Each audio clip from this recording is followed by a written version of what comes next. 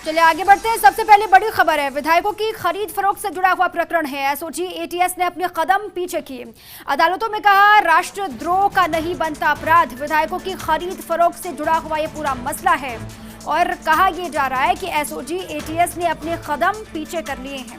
अदालतों में कहा यह गया है कि राष्ट्रद्रोह का नहीं बनता अपराध। तीनों एफआईआर को भेजा जाए एसीबी कोर्ट में, ये कहा गया है। आज संजय जैन की जमानत पर होनी थी बहस। एसओजी के प्रार्थना पत्र पर भी एसओजी को देना है जवाब। भंवरलाल शर्मा और गजेंद्र सिंह की आवाज के नमूने लेने की अर्जी। और ये बड़ी खबर है, कहा यह जा रहा है कि एसओजी एटीएस ने अपने कदम पीछे कर लिए हैं, लेकिन इसके पीछे की वजह भी बहुत जरूरी है जाननी। विधायकों की खरीद फरोख्त का ये पूरा मसला है। लगातार सियासी तस्वीर भी बदलती हुई दिखाई दे रही है। और इसी बीच मेरे सहयोगी निजाम कंटालिया जुड़ चुके हैं लाइव, उनके पास चलते हैं और अपडेट लेते हैं कि निजाम, इसके पीछे की वजह क्या रही। हालांकि कहा यह जा रहा है कि जो एक्टिव मोड में एसओजी एटीएस दिखाई दे रही थी, लगातार दबिश, लगातार पड़ताल हो रही थी, लेकिन अब कहा यह जा रहा है कि कदम पीछे ले लिए गए हैं। वजह क्या इसके पीछे?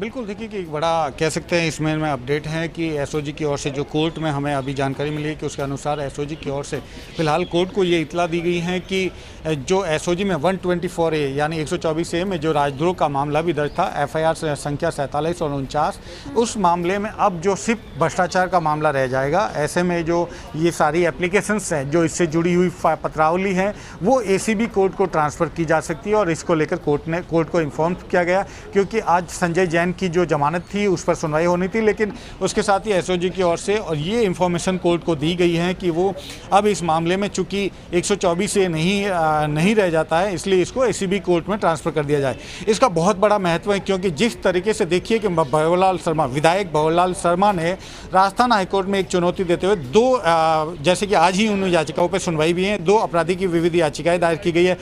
बिल्कुल, देखिए कि एसओजी के अंदर 124 से जो धारा लगी हुई थी जो राजद्रोह के अंदर आती है, अगर ये राजद्रोह की धारा बनी रहती है तो दूसरी तरफ इसी राजद्रोह की धारा को लेकर राजस्थान हाईकोर्ट में भंवरलाल शर्मा जो विधायक हैं पायलट खेमे से, उन्होंने चुनौती दी और साथ ही ट्रांसफ़र करने की जो एसओजी का मामला है वो एनआईए को ट्रांसफ़र करने के लिए 2 याचिकाएँ लगा रखी है दोनों एफआईआर में, जो एफआईआर संख्या 47 और 49। अगर ऐसे में हाईकोर्ट में उसमें सुनवाई होती है और हाईकोर्ट में कुछ भी उस पर आदेश होता है, क्योंकि एनआईए को ये पावर है कि वो 124 राजद्रोह के मामले में वो इंटरफेयर कर सकती है। ऐसे में सरकार को इस कदम, या कह सकते हैं कि एसएजी को इसमें कानूनी जो राय है उनके लीगल टीम है उनके अनुसार, ये हमारे पास जो जानकारी आ रही है उसके अनुसार उनकी राय के बाद उन्होंने लिया 124A को फिर फिलहाल जो है वो इस मामले से दूर रख रहे हैं और इसी वजह से ये पूरा मामला अब एसीबी के अंदर में चला जाता। अगर एसीबी में चला जाता है तो एसीबी हमेशा किसी भी स्टेट के अंडर में रहती है और उसके अंदर हस्तक्षेप नहीं हो सकता। ये एक बड़ा कह सकते हैं कि बड़ा इंपॉर्टेंट रीजन है जिसकी वजह से इसको ट्रांसफ़र कर सकते हैं। और जब इस मामले में सबसे पहले देखिए कि जब एसओजी के अंदर राजद्रोह का मामला दर्ज हुआ तब भी ये बात आई थी कि क्या राजद्रोह का जो मामला है वो एसओजी दर्ज कर सकती है या नहीं कर सकती, इस पर भी कई लीगल इशू उठे थे।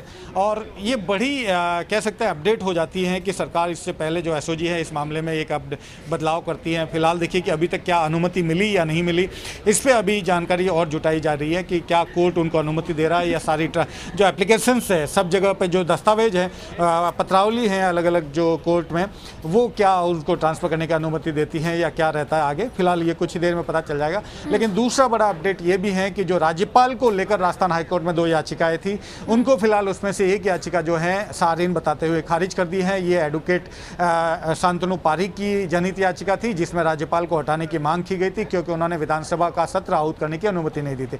तो फिलहाल ये राजस्थान हाईकोर्ट से ये है अपडेट है कि एक याचिका जनहित याचिका को फिलहाल कोर्ट ने जो है निस्तारित कर दिया है या कहे कि सारीन मानते हुए खारिज कर दिया।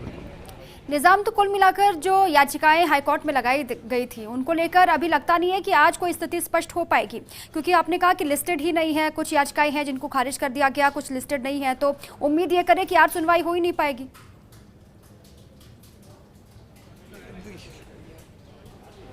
नहीं, देखिए कि 5 याचिकाएं हैं, जिसमें से 3 जनहित याचिकाएं हैं। 2 जनहित याचिकाएं जो थी वो राज्यपाल से जुड़ी हुई है कि राज्यपाल ने चूंकि विधानसभा सत्र आहूत नहीं किया, इसलिए एक याचिका में ये कहा गया था कि उनको निर्देश दिया जाए कि सत्र आहूत करें। दूसरी जनहित याचिका में ये कहा गया था कि राज्यपाल ने अपने कर्तव्यों का पालन नहीं किया, इसलिए उनको हटाया जाए। तो जो दूसरी याचिका थी जिसमें राज्यपाल को हटाए जाने की मांग थी, वो सारिन बताते हुए खारिज कर दी गई है। जो एक और याचिका है एडवोकेट एसके सिंह की, उनकी याचिका का फिलहाल जो फैसला है अभी आना बाकी है।